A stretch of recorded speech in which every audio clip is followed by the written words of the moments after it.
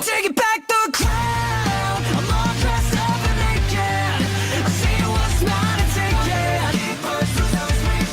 Oh yeah, the crown. So close I can taste it. I see what's mine and take it. Oh yeah. We're done. Yo, what's going on, guys? It's me, the Ninja Reviewer here. Welcome to another episode review of Dragon Ball Super episode 89 review. Hey, I like that number. That's the year I was born, by the way. Funny, in fact. Excuse me. Sorry. Anyways, shouldn't I ate before I did this? Anyways, so Dragon Ball Super episode 89. I gotta say, when it comes to this episode, man, yo, this episode, I actually really enjoyed this episode. Actually, I really did. One thing that was a saving grace is that Goku did not need to go Super Saiyan Blue in order to actually fight off against Master Roshi. That was amazing. I'm like, yes, that is awesome. I am so relieved. I am so relieved that is the case. I am so happy he did not have to spam Super Saiyan Blue. That was a godsend. I am extremely happy about that. So, good shit on Toei. Good shit on them. And when it comes to Goku fighting against Master Roshi, where he says that, like, wow, this is really Master's power when he's not holding back. And that's like, wow. So, Master Roshi still... like, yo, like again, like King of Lightning says, man, I agree, like, with all these Frieza, like, power-ups, because even Master Roshi, even Muten Roshi, man, is still hiding some shit within his own power. He's still hiding some shit within his own power. And also, by the way, too, I forgot to mention, too, this part of the story takes place, actually, it's a bit of a flashback, which I didn't expect at all. So, this was actually way before... he got all the members entirely. So this is like going back, I forgot how long ago, but it is what it is. So, but story progression wise though, now we see how Goku got all of the members for Universe 7, for their represented team, Universe 7. So story progression wise, we're done with that. And I think with the next episode, it just looks like everybody is all gearing up. They're all meeting each other finally for the big event. So yes, we're finally almost freaking there. I can taste it. We are finally almost to the greatness of this tournament. I think we only got like what is it, like 9 hours left, I think, or something like that. I think it's like 9 or 8 hours left, I think.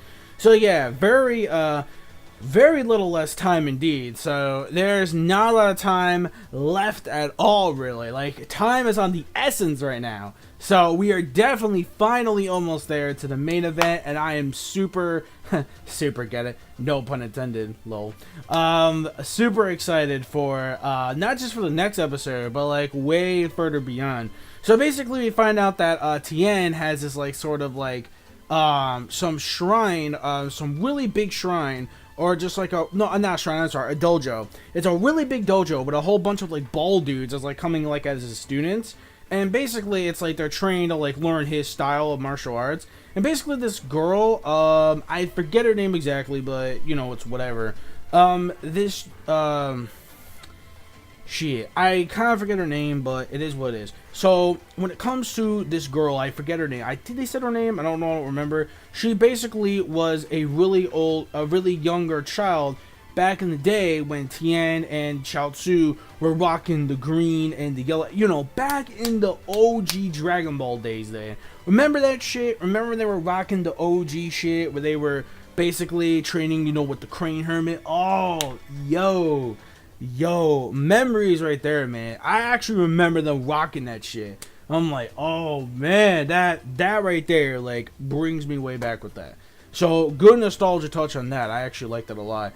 So anyway, so apparently back then when she was younger, she wanted to go with them in order to actually go with them and fight, but she wasn't strong enough. So to get revenge, she learned some kind of black magic, or yeah, it's pretty much black magic. That's just what it is. It's like black voodoo magic, or just black, yeah, like definitely black magic in general. So it's basically black magic, and she learns it. And what happens is that she uses that to her advantage to pretty much go after Master Roshi, you know, to get revenge on them and stuff like that. So what happens is, you know, while he's doing that, he's pretty much, she pretty much controls all of the students that TIEN has, and they're all wrecking havoc and stuff with the scroll. No, like that scroll, like the seal thing that she puts on, like a ninjutsu seal that she puts on them. Same with Master Roshi. Now, of course, we get some classic perverted Master Roshi, you know, comedy. We get the classic, you know, Master Roshi, you know, perverted, you know, always, you know, touching the women on the boobies or the titties, whatever, man, whatever, you know. We basically have classic, you know, Master Roshi, you know, humor 101, and obviously, you know, she wasn't digging that, like, at all, though. She thought she was the actual master of the JoJo, which that was actually pretty funny, like, at first. But anyways, though, you know, while, you know, he was hypnotized and stuff like that, no, he was just, you know, ready to go. He was also wrecking havoc and stuff. So, you know, he was fighting off, you know, like TIEN and Goku and so forth. So, even Master Roshi himself was wrecking havoc. So, Goku, of course. So, it's a very simple episode, you know. Because TIEN is like, at first he didn't really want to go join Goku in the tournament. Because he's like, well, I have my students and I don't know what they're going to do without my guidance. Until this happened. After the situation, he realizes, like, you know what? I actually do want to go because, you know, I actually do want to get the feel of actually fighting again. So it would actually make me go into a much stronger person than it is before. Especially, you know, I have to protect everyone, including my students, from any sort of harm. So it's like, you know what? I need to be stronger as a person. So it's like, you know what? I need to go with you guys. And Master Roshi is going to be joining. Because, I'm sorry. No, that was the reason why. I'm sorry. Well, I'm kidding. The real reason why was because of the 10 million fucking Zenny. You lie! Goku. Oh my god. I don't know how he's gonna play this off, man. He has to sneak. I'm telling you, man. He has to sneak Mr. Satan in, man. He has to get that moolah from Mr. Satan. I'm pretty damn sure that's gonna be the case as a big cover up. But then all of a sudden, when like the announcer or the main actual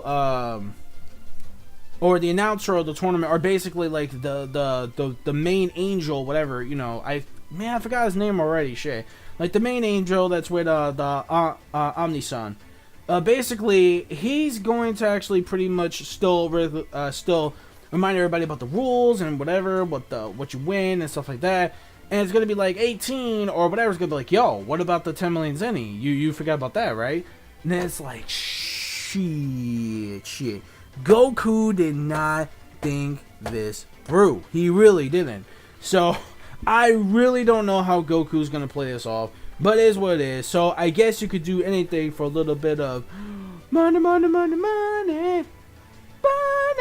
Pretty much. And, which is sad but true, especially. You know what? No, I don't want to get into that. Because if I mention real life shit or today's politics, I really don't, because if I do, yikes, I don't want to get demonetized for that. But it is what it is. I mean, it sucks, which, you know, it shouldn't be like that, but it is what it is. So let me stop myself there. But regardless, though, that is pretty much it. So I am done with this review. Overall, when it comes to this episode, I really enjoyed it a lot. I think, yeah, the episode was enjoyable. I actually really enjoyed it. We got some action, you know, some comedy. The animation was actually pretty nice.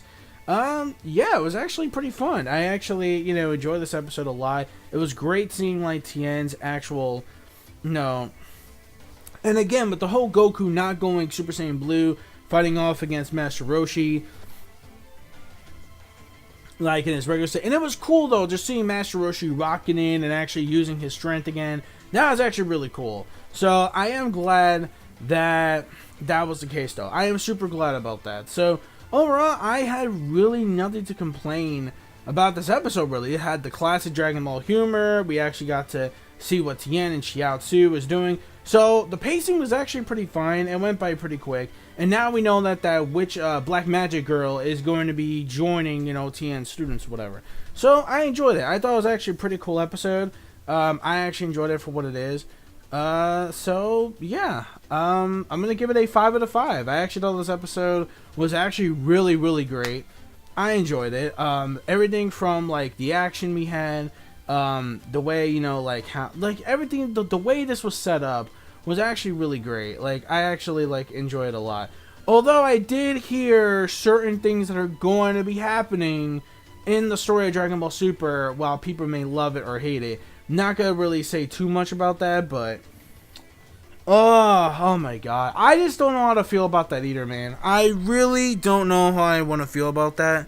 Fuck. I hope that is not the case. If it is, I'm going to be really fucking pissed. Like, somewhat pissed. No, screw that. I will be pissed because, oh, that is ridiculous. I don't know what Toriyama is smoking, man. There's gotta be something they're gonna do with that. Oh, wait a minute.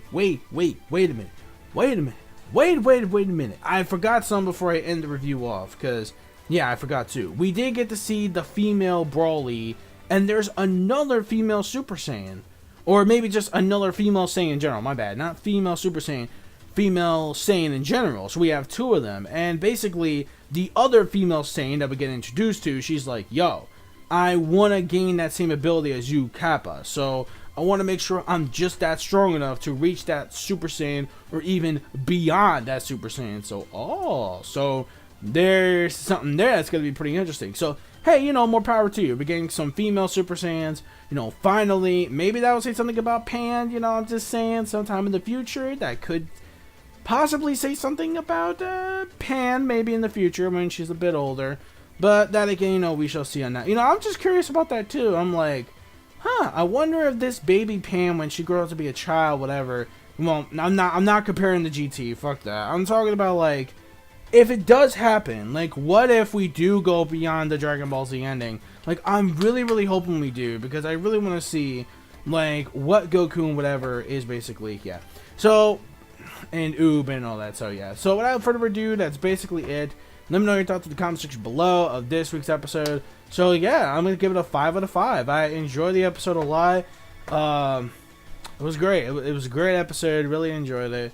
So, yeah, let me know your thoughts again, and don't forget to rate, comment, and subscribe as always. Don't forget to follow my online plugins, my Facebook, Twitter, Tumblr, the Equestria Daily Discord, the other chat thing I have, Riot, and my online gaming plugins, such as my Steam and my PSN, and my Nintendo Network as well. So, until then, that's basically it. So, peace, soul, love, chicken grease, and the sky is the limit. And manga fans, keep supporting what you read and what you watch. Now, I'll see you guys next week for episode 90, episode 90 of Dragon Ball Super. So, yeah.